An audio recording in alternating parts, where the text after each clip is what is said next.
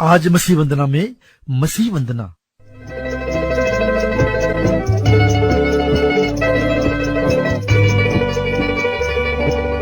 वंदना करते हैं हम, वंदना करते हैं हम, हृदय को तेरे सामने लाकर रखते हैं हम।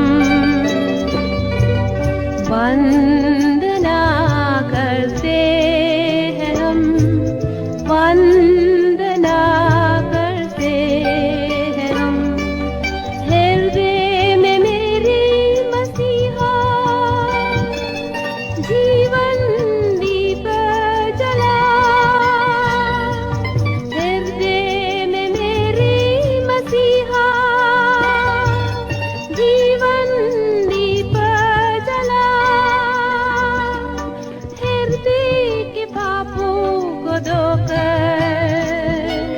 प्रेम की राह दिखा, हृदय के पापों को धोकर प्रेम। मसीही वंदना सुनने वाले सभी भाई बहनों को हमारा नमस्कार। आप सभी का आज के इस कार्यक्रम में हम स्वागत करते हैं और आपके लिए एक और कार्यक्रम लेकर उपस्थित हैं। लीजिए प्रस्तुत है एक गीत और उसके बाद रेवरेंड MP सिंह से सुनिए आज का संदेश।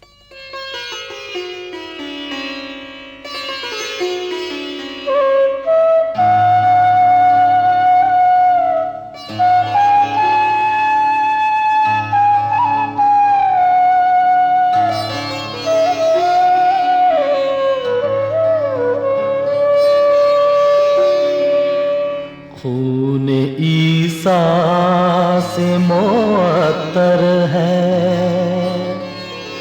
चमन की खुशबू, फिर मुझे आने लगी बागे अदन की खुशबू। खून ईसा से मुअत्तर है, चमन की खुशबू, फिर मुझे आने लगी बागे अदन की खुशबू। खून ईसा से मुअत्तर है।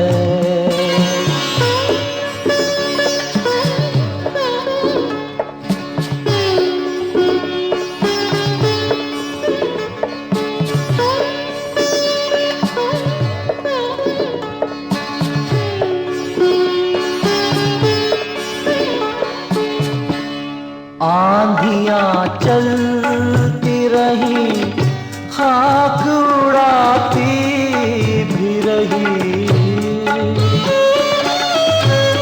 आंधियां चलती रही, खाक उड़ाती भी रही, बू उड़ाती ही रही मेरे चमन की खुशबू। फिर मुझे आने लगी बागे अदन की खुशबू। खून ईसा से मुअत्तर है।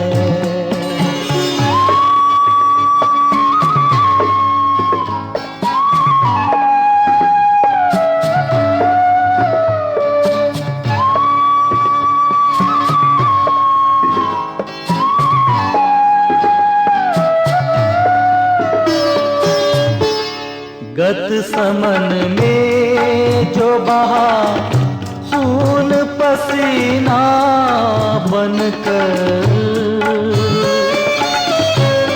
गत समन में जो बहा खून पसीना बनकर, ताजगी देता है वो। आज एक और प्रेरित के विषय में आज हम अध्ययन करेंगे और उसका नाम है यहूदा इस्करियोती। आइए हम प्रार्थना करें। हे हमारे सर्वशक्तिमान पिता परमेश्वर और हमारे प्रभु, हम आपके प्रेरित जो नियुक्त किए गए थे, जिनको सेवा सौंपी थी, उनके जीवन से शिक्षा ले सकें, हमारी सहायता कर। आमीन। यहूदा का अर्थ है प्रभु की स्तुति, और जो करियोत जो मोआब में स्थित था उसका निवासी था। करियोत मोआब में था। इसका वर्णन यिर्मयाह 48 अध्याय 24 व 41 पद में पाया जाता है। यहूदा का प्रेरितों की सूची में अंतिम नाम है और उसके साथ उसके कार्य को भी जोड़ा गया है। वो कार्य था जिसने उसे पकड़वा भी दिया। मत्ती 10 उसका 4 पद, लूका 6:16 और यूहन्ना 18:2-5। पहली बात इसके जीवन से सीखते हैं कि प्रभु ने यहूदा को प्रेरित होने के लिए क्यों चुना। उसने उसमें एक शिष्य होने की प्रतिभा देखी थी। प्रभु की बुलाहट के पीछे हमें शंका नहीं करना चाहिए। प्रभु जो अंतर्यामी है, परंतु यहूदा का गद्दार होना उसके जीवन से संबंधित था, यानी यहूदा के जीवन से संबंधित था। उसका प्रभु के साथ घनिष्ठ संबंध नहीं था, क्योंकि उसने प्रभु को केवल रब्बी या गुरु से अधिक दर्जा नहीं दिया। मत्ती 26 अध्याय और 25 पद। दूसरी बात, यहूदा का चरित्र। पहली बात उसके जीवन में, उसके चरित्र के विषय में देखते हैं। उसने शिष्यों के मध्य उसका चरित्र निष्ठुर था। यूहन्ना 17:12 में उसे विनाश का पुत्र कह के संबोधित किया गया है। वह स्वयं को बचाने के लिए शासकीय गवाह बन गया। उसका धन से प्रेम अर्थात लोभी होना, दूसरे शिष्यों से जलन और प्रभु की सेवकाई के प्रति अस्थिरता व गलत आंकलन। डी क्विंसी ने इसके चरित्र के विषय में कहा, करवाहट व बदला लेने वाली आत्मा से प्रेरित। दूसरी बात उसके चरित्र के विषय में हम देखते हैं, जो उसकी सामर्थ व ताकत थी वही कमजोरी बन गई। वह धन के लेन देन को भली भांति जानता था, लेखा जोखा जानता था। उदाहरण के लिए बाइबल में और भी चरित्र हैं जो उनकी ताकत थी वो कमजोरी बन गई। पहला व्यक्ति जो मेरे मन में आता है या दिमाग में आता है, शमशून। बड़ा बलिष्ठ था, बड़ा सामर्थ्य था, नासरी था, परमेश्वर के लिए अभिषेक था। न्यायों 16:15-17 में जो बाल उसकी शक्ति थी वह कमजोरी बन गई। वह इस स्त्री के द्वारा मारा गया। दूसरा व्यक्ति अबशालोम, जो दाऊद का पुत्र था, बहुत सुंदर था, उसके बाल ही उसकी सुंदरता थी। दूसरा सामुएल 14 अध्याय 26 पद में लिखा है, और वह वर्ष के अंत में अपना सिर मुंडवाता था। उसके बाल उसको भारी जान पड़ते थे और इस कारण वह उसे मुंडाता था, और जब जब वह उसे मुंडाता तब तब अपने सिर के बाल तोलकर राजा के तोल के अनुसार 200 शकेल भर पाता था। अब उसका अंत देखें, दूसरा सैमुएल 18:9-10। अबशालोम तो एक खच्चर पर खड़ा हुआ जा रहा था कि खच्चर एक बड़े बांज वृक्ष की घनी डालियों के नीचे से गया और उसका सिर उस बांज वृक्ष से अटक गया और उसका खच्चर निकल गया। योआब ने 3 लकड़ी हाथ में लेकर अबशालोम के हृदय में, जो बांज वृक्ष में जीवित लटका था, छेद डाला और उसको मार डाला। आज हम कितने राजनीतिज्ञों को देखते हैं कि राजनीति के अनुभव में बहुत रखते हैं अनुभव, परंतु राजनीति ही उनके गिरने का कारण बन जाता है। यहूदा की सामर्थ, जैसे हमने कहा, धन का उपयोग करना, हिसाब किताब रखना, वह इसमें उपयोगी व अनुभवी था, पर प्रलोभन में गिर गया। जब महंगा इत्र प्रभु के चरणों में डाला जाता है तो उसकी प्रतिक्रिया देखिए। यूहन्ना 12, 1 से 11, मत्ती 26, 6 से 16। शिष्यों की ओर से यहूदा इस कार्य पर क्रोधित हुआ।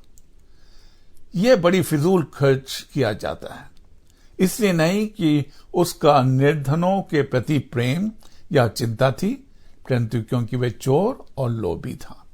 यूहन्ना 12:6 में लिखा, उसने ये बात इसलिए नहीं की कि उसे कंगालों की चिंता थी, परंतु इसलिए वह चोर था और उसके पास थैली रहती थी और उसमें से जो कुछ डाला जाता था वह निकाल लेता था।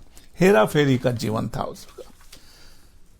इस घटना के कारण ही वह मुख्य याजकों के पास जाकर कहता है। मत्ती 26, 14 और 15 में लिखा, तब यहूदा इस्करियोती नाम 12 चेलों में से एक महायाजकों के पास जाकर कहा, यदि मैं उसे तुम्हारे हाथ पकड़वा दूं तो मुझे क्या दोगे?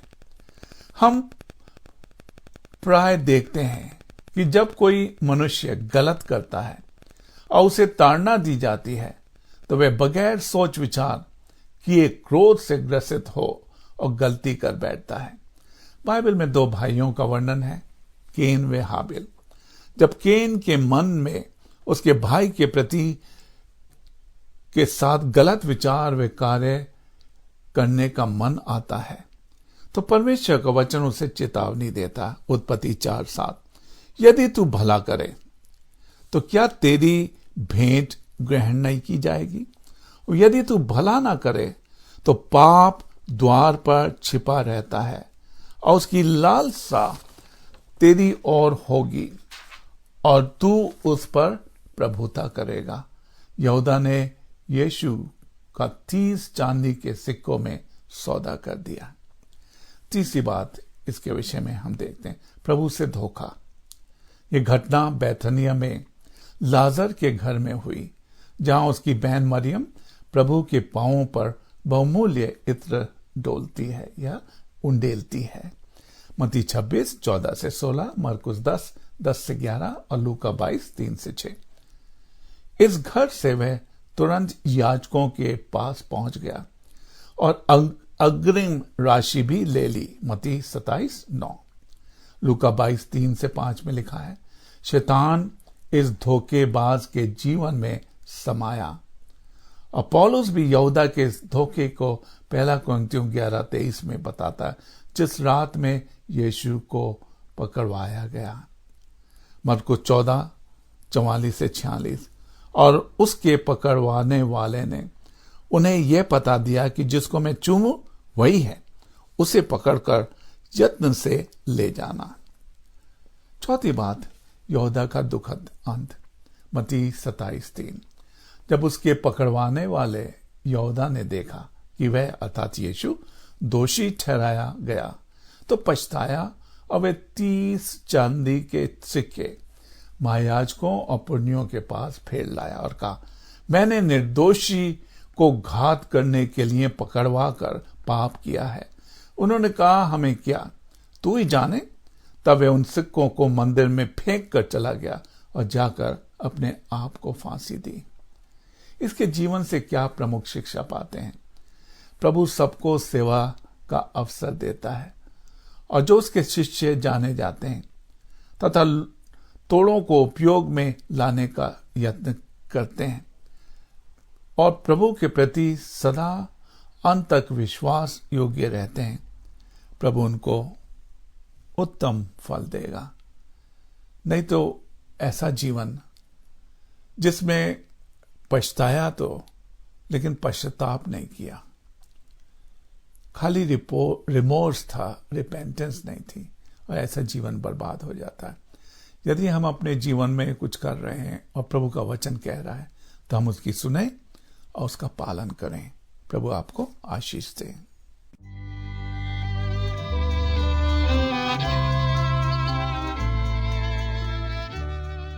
हमारी आशा है आज के कार्यक्रम से आपने आशीष पाई है। अपनी आशीषों और अपने विचारों से हमें भी अवगत करवाएं। हमारा व्हाट्सएप नंबर है 9319473370 931-947-3370। हमारा ईमेल है info@masihivandana.org। कल एक नए कार्यक्रम के साथ आपसे फिर मिलेंगे। परमेश्वर की आशीष आप पर बनी रहे। आमीन।